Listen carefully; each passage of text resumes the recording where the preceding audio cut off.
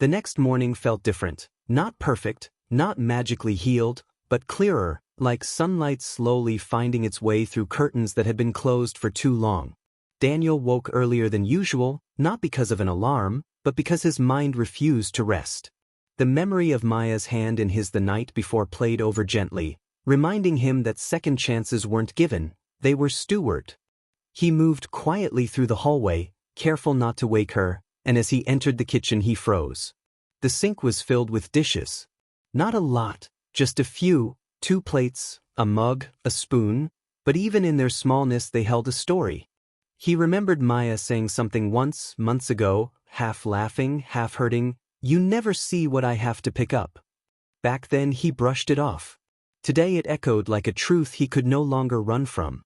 He stood there for a long moment before rolling up his sleeves and turning on the tap. As he washed each dish, a realization settled over him. His problem wasn't anger or neglect. It wasn't even the stress from work. It was a habit he didn't see growing inside him. The habit of leaving small burdens for her to carry alone. His silence. His emotional withdrawal. His exhaustion left unchecked. His avoidance of tough conversations. His assuming she would always just understand. All of these habits had slowly taken root, not loud enough to cause explosions, but steady enough to erode connection.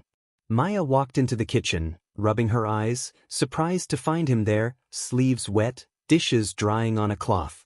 She paused in the doorway, a soft confusion on her face. Washing dishes? Daniel looked over his shoulder with a small, almost shy smile. Yeah. I figured it was time I stopped pretending you're the only one who keeps this place together. She leaned against the counter, studying him, the faintest warmth returning to her gaze. "It's not about the dishes," she whispered. "I know," he replied gently. "It's about everything I've been leaving for you to handle, without even noticing." Maya exhaled, the kind of exhale someone gives when their shoulders finally loosen after months of tension. "You've been carrying so much," she said quietly. "So have you," he answered. "And I didn't see that. I'm sorry." The room fell into a soft silence, not the painful kind from before, but a healing silence where both hearts finally had space to breathe. Daniel dried his hands and crossed the room slowly, standing close enough for her to feel his sincerity.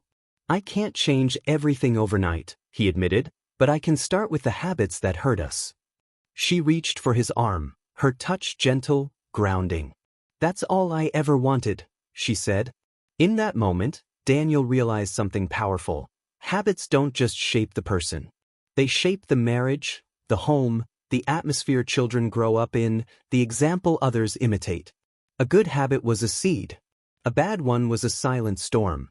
He wasn't just fighting for a better marriage. He was fighting for a better version of himself, one that could transform the environment he lived in.